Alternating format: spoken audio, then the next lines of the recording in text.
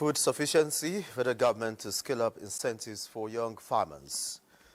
Relief comes to victims of Benue communal clashes from Renewed Hope Initiative. Plus, push for humane treatment of child offenders progresses with new guidelines. Good evening and welcome to the Network News. I am Olajide Bello. Joining me from Lagos is Adiola Komiakere. Musa Abaka will bring us updates from the business world. Musa, what's trending? Equities market extend positive sentiments to Tuesday. All right, many thanks, Musa. And Badi Adeleye will give us more insights to reactions from Nigerians regarding the Presidential Cash Award for the Super Falcons. Badi? Well, allegedly, Nigerians have been applauding the president's gesture, hoping it marks a new era of recognition for national heroes. All right, many thanks, Badi. Remember, you can watch this broadcast live on our website, nta.ng/live, and on our other social media handles displayed on your screen. The Nigerian government has unveiled a 10-year strategic action plan 2026 to 2036 to transform its agricultural sector at the ongoing UN Food System Summit in Addis Ababa, Ethiopia. Vice President Kashim Shettima at the event emphasized that the youth-led innovation will be central to the country's food systems transition initiative. State House correspondent Abdurrahman Jibrila reports. The 10-year strategic plan is part of Nigeria's national strategy to implement the Comprehensive African Agricultural Development Program, Kampala Declaration 2026 to 2036, adopted by African heads of state to strengthen food and nutrition security across the continent. Vice President Kashim Shettima emphasized the importance of investing in young people to drive innovation and resilience across food systems. But Nigeria is not a nation of victims. We are a nation of visionaries. And our strategy is to turn adversity into advantage. We are optimistic about the future because we possess 70.8 million hectares of agricultural land, yet less than half is cultivated. We have 230 billion cubic meters of fresh water and rainfall patterns that favor climate-resilient farming across 2/3 of our territory. This is not just capacity, it is destiny. Yet we know that destiny must be financed. We are rethinking the way we finance food, and so we are unlocking access to credit and de-risking agriculture for banks. But we are not stopping at tradition. We are embracing disruption.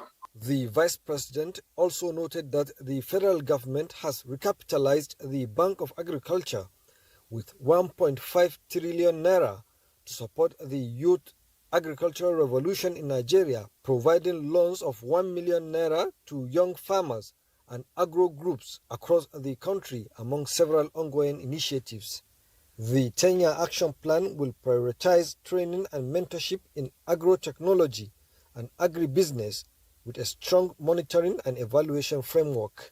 Meanwhile, the Vice President also addressed the plenary session on transforming food systems in complex settings, where he disclosed that Nigeria has already committed $538.05 million to the first phase of the Special Agro-Industrial Processing Zones Program. United Nations Secretary General Amina Mohammed decried worsening global food insecurity, noting that an estimated 37 million children under 5 who faced acute malnutrition this year are almost the entire population of Canada.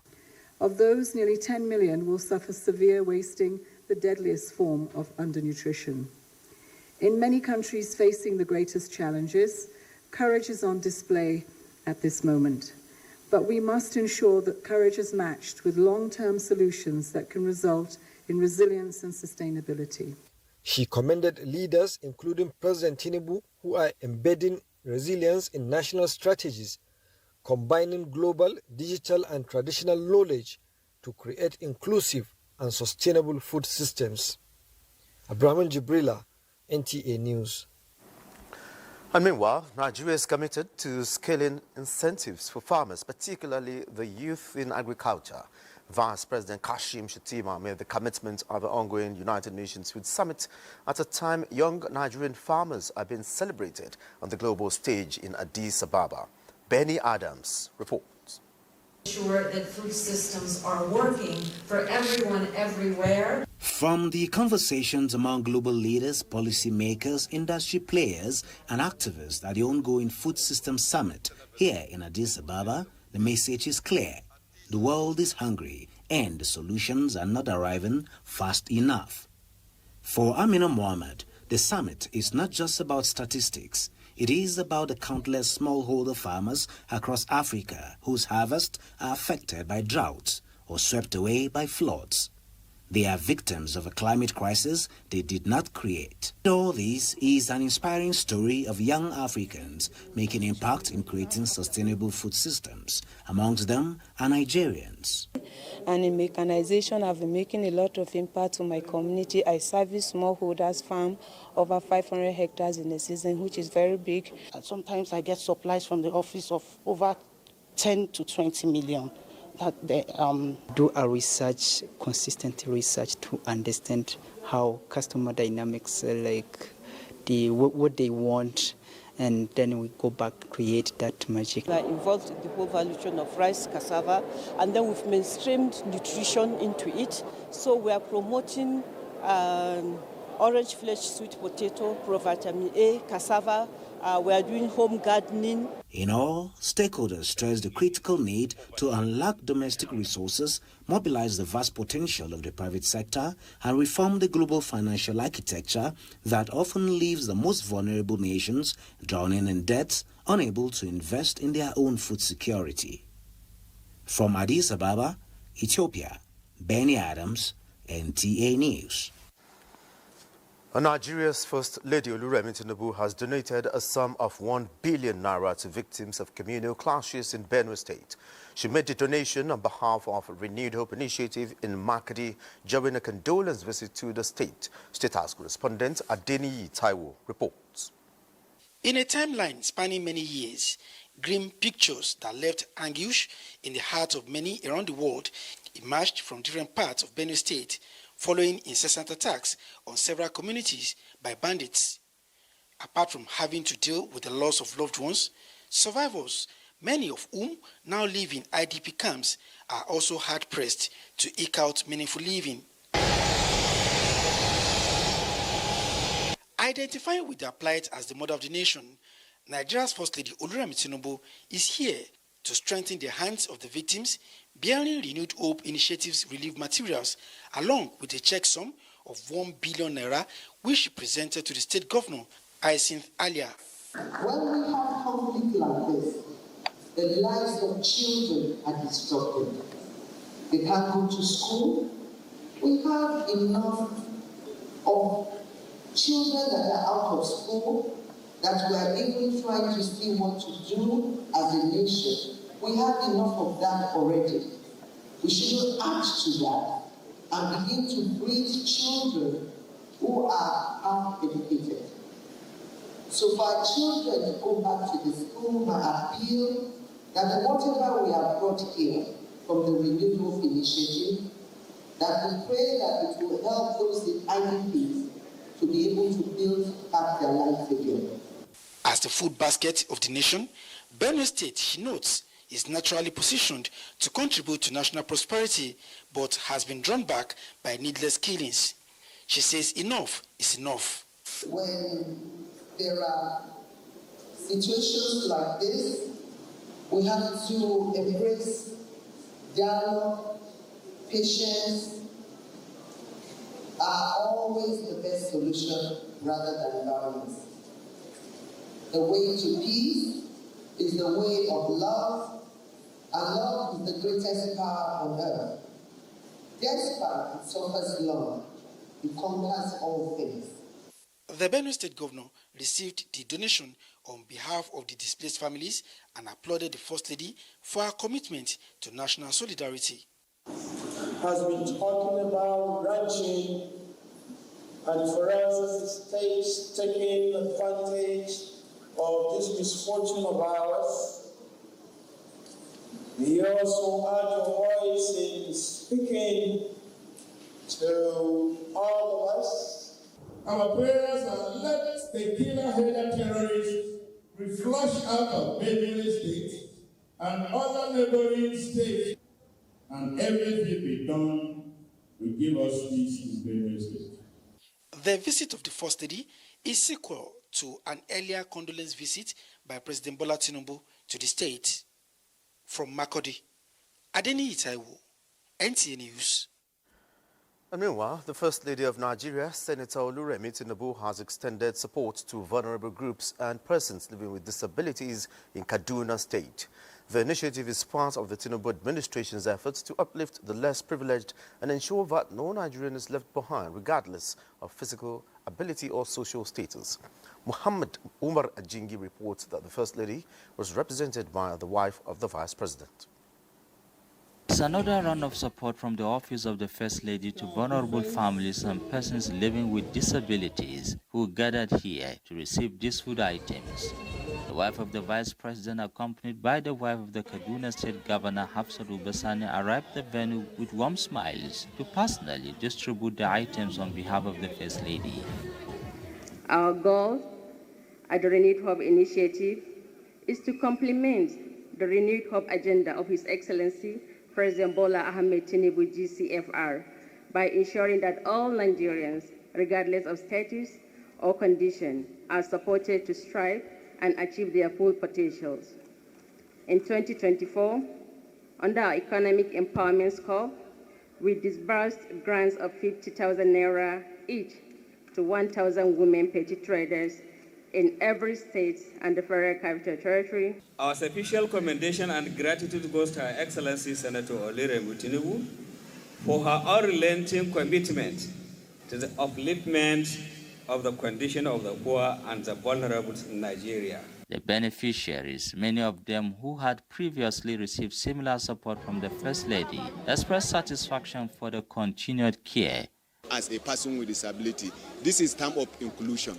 This inclusion is very important for us. That is why we are very happy. What has happened here today is a good omen in the development of Kaduna State in general, most especially when we are talking about the issue of inclusion. This intervention is part of the Renewed Hope agenda of the First Lady, aimed at uplifting lives across the country. In Kaduna, I am Muhammad Umar Ajingi, NTA News.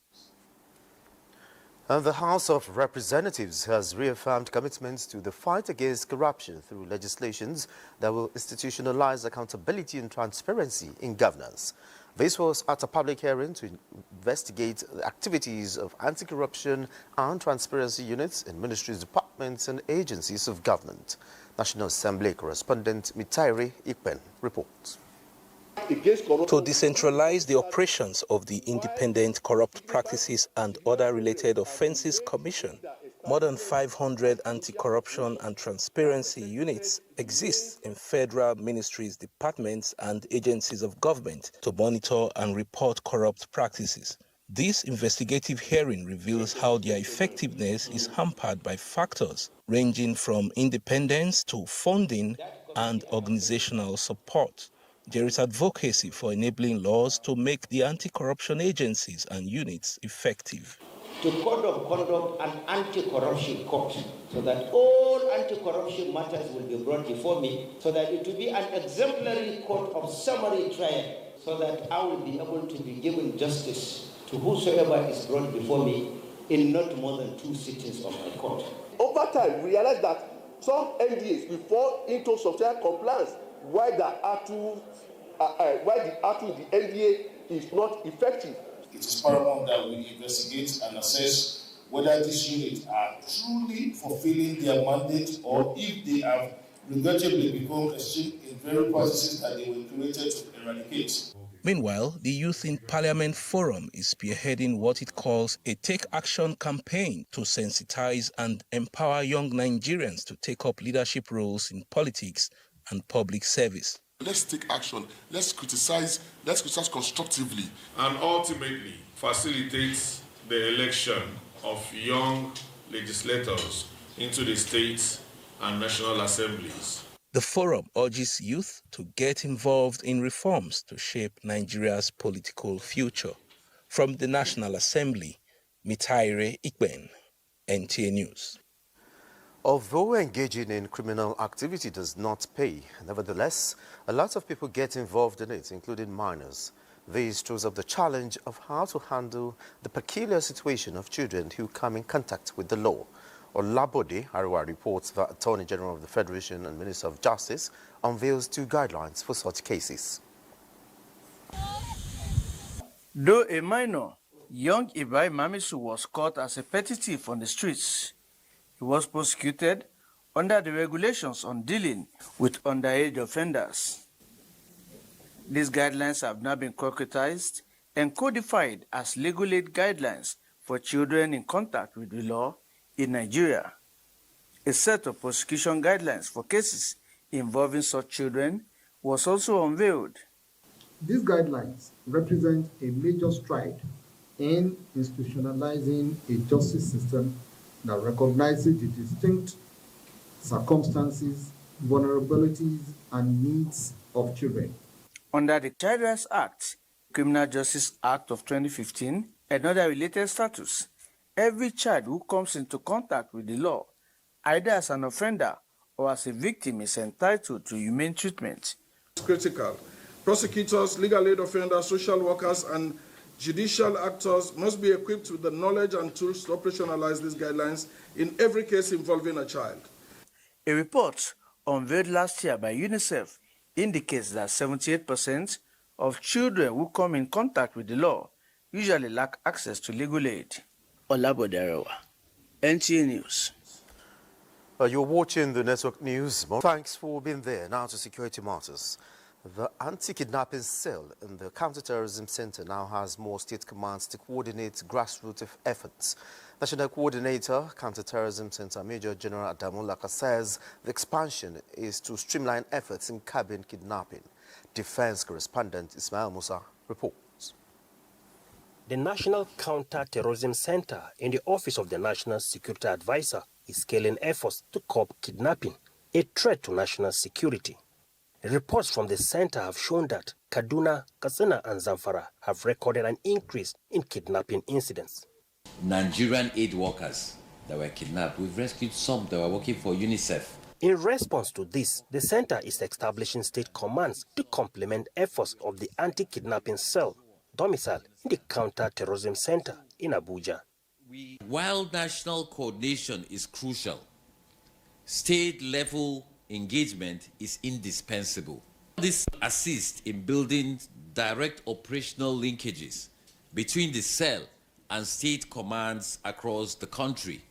This multi-agency initiative, in collaboration with the UK's National Crime Agency, aims to dismantle kidnapping networks through real-time intelligence and coordinated rescue operations. The role of the MAC-FC is to provide support to the Nigerian police force and the DSS kidnap response units in every state, and to collect, analyse and disseminate data to the NSA and provide information on kidnap incidents.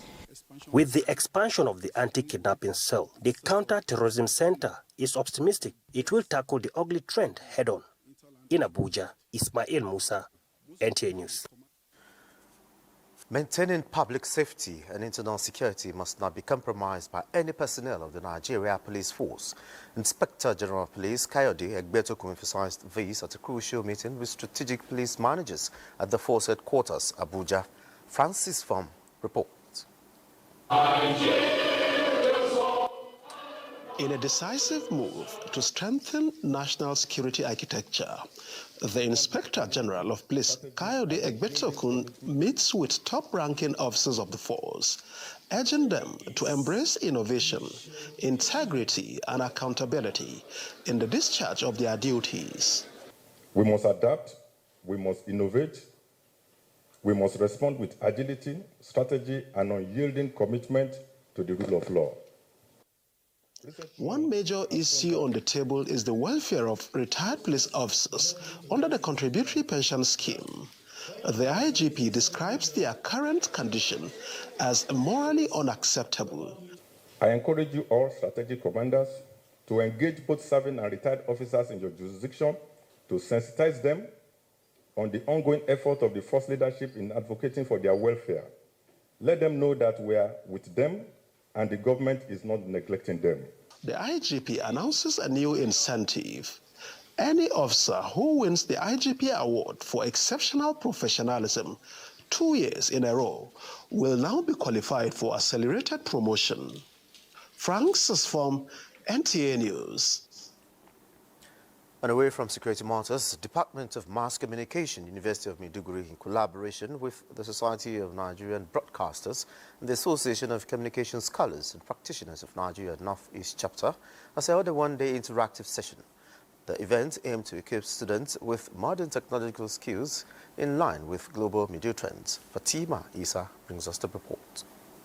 The interactive session, chaired by Professor Umaru Alipati, Vice-Chancellor, Federal University Kashiri, and Chairman of the Society of Nigerian Broadcasters, focused on the importance of digital innovation and computer literacy in the field of mass communication. The session highlighted the broad and dynamic discipline of mass communication and the need for student adaptation to modern tools and technology to remain relevant. The practice of journalism is continuously changing, and with the internet, information and communication technology changing, and the rise of AI, certainly the media landscape, not only in Nigeria, globally, is changing. And because of that, we must prepare our students to be able to understand these realities. Vice-Chancellor, University of Maiduguri, Professor Laminu Mele, says plans are underway to establish a faculty of communication in recognition of the department's pivotal role in the modern broadcast industry. We'll admit more students, as was said. Instead of just the 80, we have 80 maybe times 3 or times 4. After that, we'll have more specializations now, not only in traditional media, but in modern media of different types. The session featured questions and answer segments where students interacted directly with Professor Patti. The guest speaker, Professor Patti, donated 20 laptop computers to the Department of Mass Communication as part of his support to digital literacy. In Maiduguri, Fatima Isa, NTA News. In a bid to further boost agricultural development and rural empowerment, Yobe State Government has launched the 2025 Mega Agricultural Empowerment Program to enhance food production in the state. Yunusa Suleiman reports. From tractors to fertilizers, motorized tillers to threshers, planters to improve seeds and agrochemicals, among others, the initiative represents a vital investment in the future of agriculture and empowerment tools for communities. Governor Buni, at the launching of the program, says the initiative is part of the state's agenda to reposition agricultural sector as a key driver of economic growth, rural development and poverty alleviation. It is gratifying that the intervention by the state government last year has contributed tremendously to the increase in food production and economic empowerment of our people. Therefore, the government found it expedient to intensify this intervention to provide more support for more people to benefit and expand production. Let me assure you, all these inputs under my custody will be distributed across the 178 wards of Yobe State. This marks the second time the state has launched a massive agricultural investment in just 1 year, a strategic step the state is taking to enhance food security and boost self-sufficiency. In Damaturu, Yunusa Suleiman, NTA News. The Africa Continental Free Trade Area Coordination Office in Nigeria has engaged prospective importers and exporters when the agreement is eventually domesticated in the country. Kunle Adeyeye reports that the conversation dwelt on trade facilitation and challenges of intra-African trade at a summit in Abuja. Officers in charge of trade in Nigeria. The purpose is to prepare the grounds for the domestication of the Africa Continental Free Trade Agreement in Nigeria. Like many other African countries, Nigeria is signatory to the AFCFTA agreement. It's been 6 years now and legislative backing is eagerly awaited. But the prospective beneficiaries of these instruments, importers and exporters, will have to understand AFCFTA's rules and regulations, especially the rules of origin. The AFCFTA Coordination Office in Nigeria, the European Union, and the World Customs Organization are making this to happen. The question, however, is there hope in sight for its actualization, and will Nigeria cope with the operational dynamics? Nothing is late when it comes to AFCFTA implementation. As we speak, we have gazetted the schedule of tariff concession. The Nigerian AFCFTA Coordination Office started the process. The Nigerian Customs Service has taken strategic steps to support Nigerians' participation in the AFCFTA. Notably, the establishment of a dedicated export processing terminal at Lilliport, Apapa, Lagos. We want to do more, so being here gives me an opportunity to understand how we can actually achieve that part of the goal, because we'll be selling domestically and we want to go international. Other participants share Oluwaseun's sentiments, but add that intra-African trade could improve more than the current 20% share. Kunle Adeyeye, NTA News. A delegation of stakeholders of Northern Extraction has emphasized the peaceful transition of power between the North and South as a strategy to sustain ongoing reforms in all sectors and promote unity in Nigeria. This was at an interactive session on government citizens' engagement by the Sir Ahmadu Bello Memorial Foundation in Kaduna. Saliu Abdullahi Gwanara reports. In the year 2022 here in Ariwa House, Sir Ahmadu Bello Memorial Foundation, like other forums, provided a platform for the presidential candidates ahead of the 2023 general election to showcase their agenda. As a follow-up, mid-term into its first-term mandate, stakeholders from the North and the federal government delegation are here to practically showcase and evaluate the short and medium-term achievements of the Renewed Hope agenda under President Bola Tinubu. This aligns with the core mandate of the Sir Ahmadu Bello Memorial Foundation to champion quality leadership, good governance, and national development. After elections, partisanship reduces. Unless you have something concrete and better than what the government is doing, and even that, we call it constructive criticism, not condemnation. We must therefore really work harder at organizing ourselves to benefit from the array of expertise available to Northern Nigeria and to Nigeria at large. President Bola Tinubu, represented by the chairman of Nigerian Governors Forum, promised to remain focused in the days ahead. And also appreciate the Foundation's effort in deepening governance. Your work in education, healthcare, and agriculture has not gone unnoticed. In fact, engaging with the Foundation has helped shape some government policies, such as the creation of the Livestock Ministry.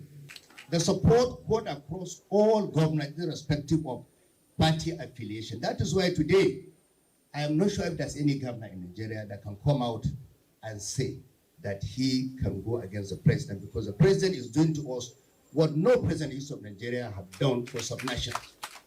I'm able to say that the evidence of progress is here, like I said, and with the new infrastructure projects which are coming up, including various interstate road networks, like the ambitious Sokoto-Badagry Superhighway. Investing in human capital is at the core of our priorities. Government remains dedicated to revamping the education and healthcare systems and enhancing social welfare programs. We have come here to lay down all those things that the president said he was going to do, where we are on those promises, and many of them have already been fulfilled. Many of them are still being awaited. Remember that this is just the midterm of the administration. We believe that by the time that the president ends his first term, we will have answered most of the questions that they have. We will have kept most of these promises. Already now, many of them have been kept. And you can see from the mood of the hall, almost everyone here is happy.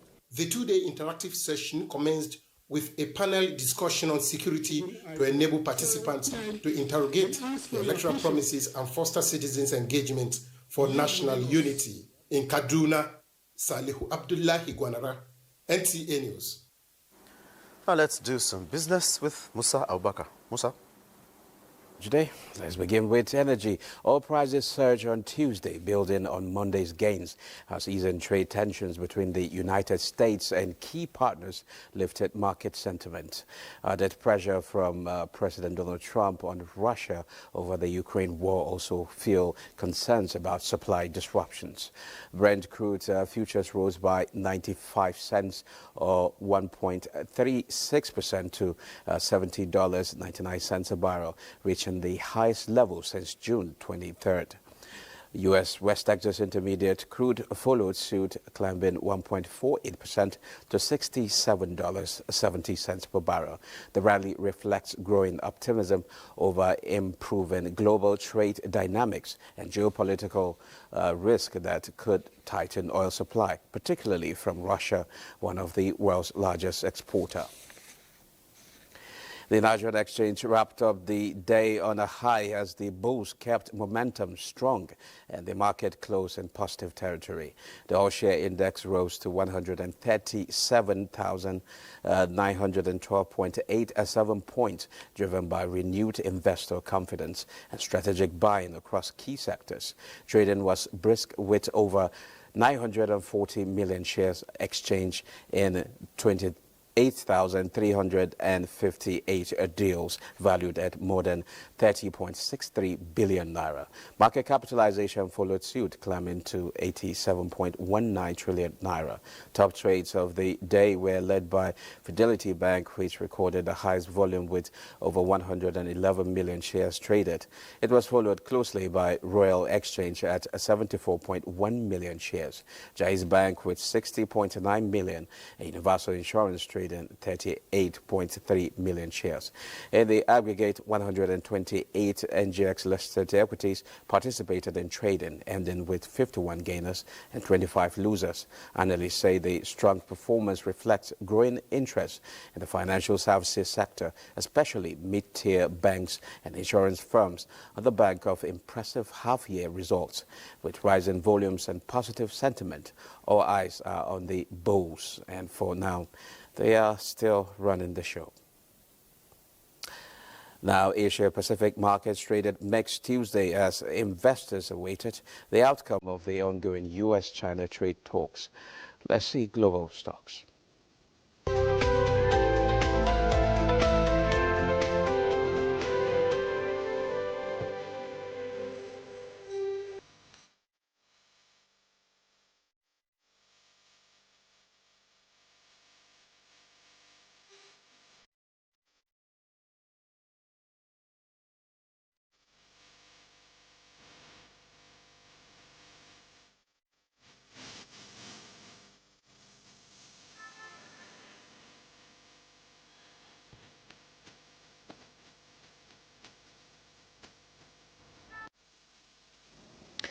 Well, that concludes business news. Let's join Adiola in Lagos for stories making the rounds from that zone.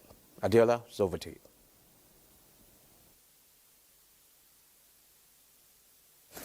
The National Credit Guarantee Company was created by the federal government as a catalyst for economic growth to transform businesses by providing world-class credit guarantee solutions to empower medium and small-scale enterprises and foster inclusive prosperity through a 60% risk-sharing framework.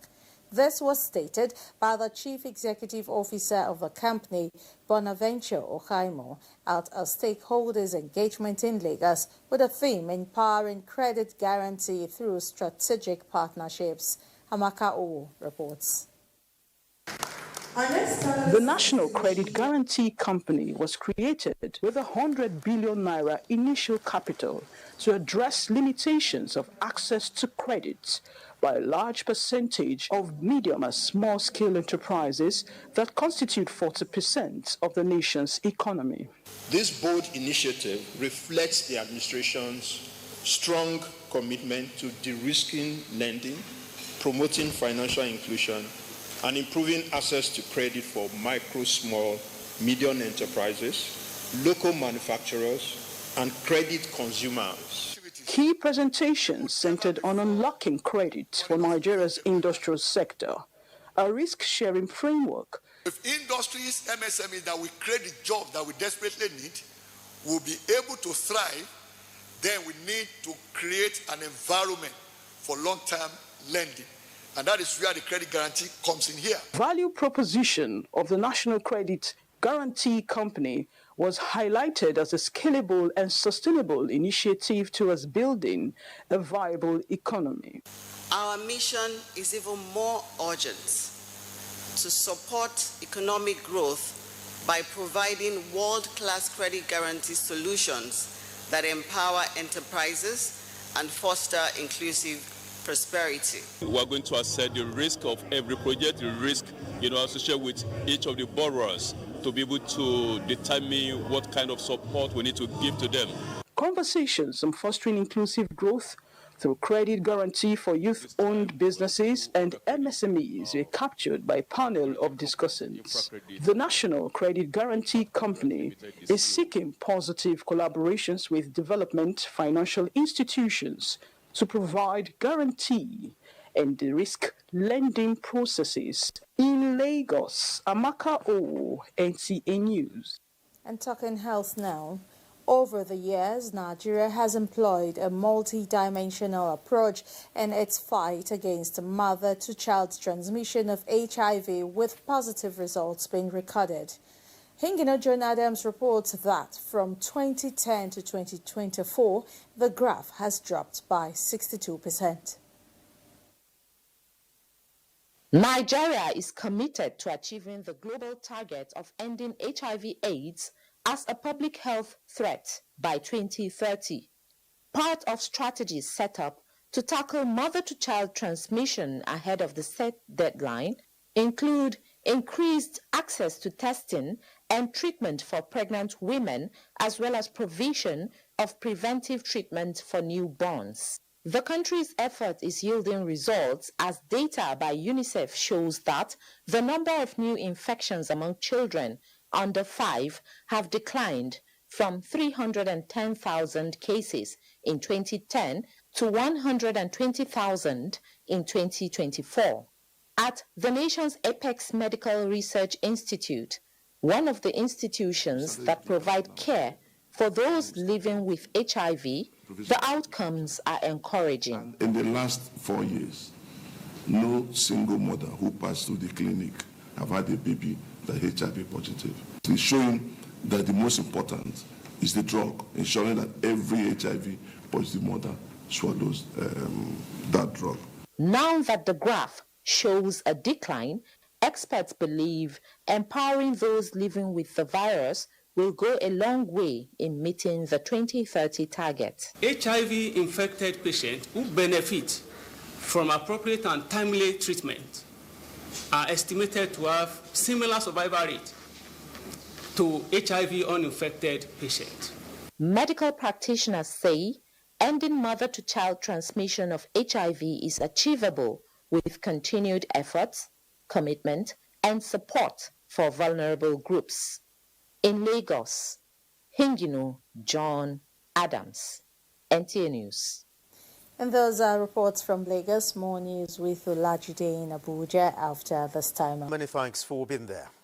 22 lawmakers from the governing All Progressives Congress and one from the opposition Labour Party in Plateau State House of Assembly have paid a solidarity visit on the national chairman of the governing All Progressives Congress, APC, Professor Ntawe Wata.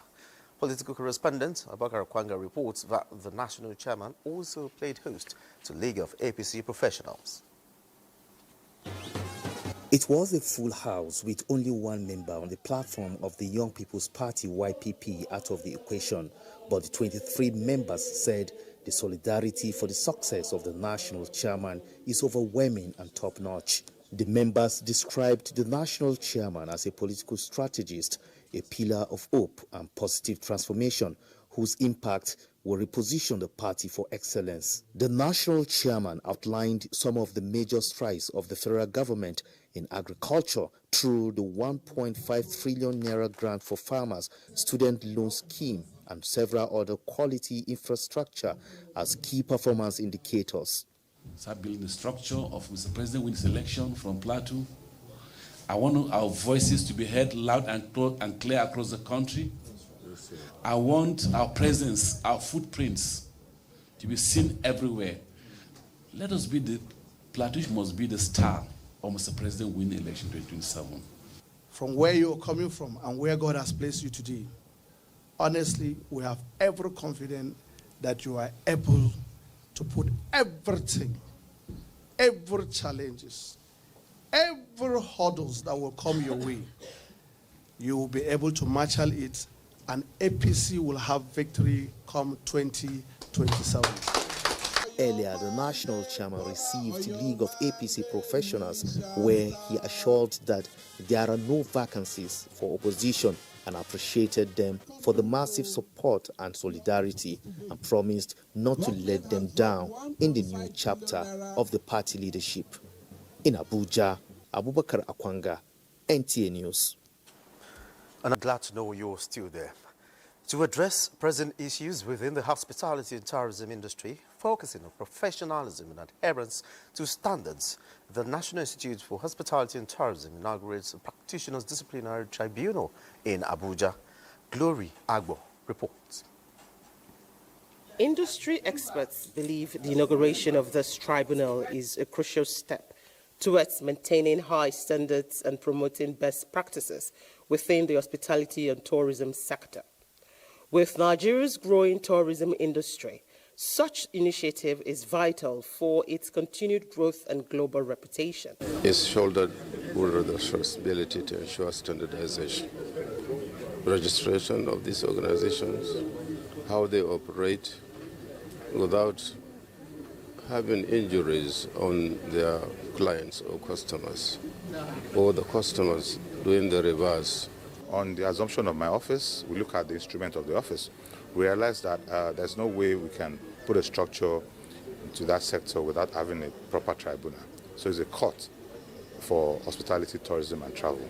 It is part of the transformational agenda of the President of Nigeria, President Bola Ahmed Tinubu, to see that we can transform the tourism sector and change the narratives. If there's regulation, if there's standards, and you will be able to identify the real core tour operators, the practitioners, and will eliminate probably some of the bad eggs. Infractions by some hotels and other hospitality operators have been an issue of concern to industry regulators, prompting government to institute this mechanism for restructuring the sector's standardization. In Abuja, Glory Agbo, NTA News. Zamfara State Governor Dauda Lawal has approved the appointment of Abdulkadir Ibrahim Bello as the new Emir and Sarkin Katsina of Gusau Emirate. Abdulkadir Bello ascends the exalted throne as the 16th Emir of the Gusau Emirate Council following the passing of his father, Dr. Ibrahim Bello, on the 25th July 2025 after a decade of dedicated and dignified reign. The Secretary to the Zamfara State Government, Abubakar Mohammed, said the appointment was based on the recommendation of the Gusau Emirate kingmakers and in accordance with the established customs and relevant laws. The new Emir held the revered traditional title of Bunung Gusau before his appointment. And over now to Bade for sport update. Bade. Many thanks, Olajide. And now, Nigeria and the African Union Sports Council Region 2 are set to benefit from deeper military sports collaboration following a strategic visit by the African Union Sports Council Secretary General Michael Shamsu Mustafa to OSMA President Major General Mekano Abdullahi in Abuja. The visit focused on launching joint military sports initiatives and formalizing cooperation to advance regional sports development. Mustafa hailed Nigeria's hosting of the African Union Sports Council Region 2 headquarters, while Major General Mekano described the move as a boost for continental sports unity. We're looking at how sport can contribute to addressing certain social anomalies in our region, how we can protect our borders, how we can build resilient communities within these borders, and how we can foster integration. We are having the same line of action of bringing peace and stability in our region. And wherever you have seen military men playing, football, basketball, the expectation of peace in that country is certain. To football now, reactions are pouring in as President Bola Ahmed Tinubu rewards the Super Falcons for their historic 10th Women's Africa Cup of Nations title in Morocco. Each player got $100,000, with team officials getting $50,000. And of course, a three-bedroom apartment in Abuja and in national honor of the Officer of the Order of Niger. Nigerians are applauding the president's gesture, with many hoping it marks a new era of recognition for national heroes across sectors. Encouragement to give our player that kind of support. I think those ladies try and then deserve to be given even more than that. But the president try. We really appreciate. What I'm really expecting from the president is what the president did. He did work. I'm happy for the ladies.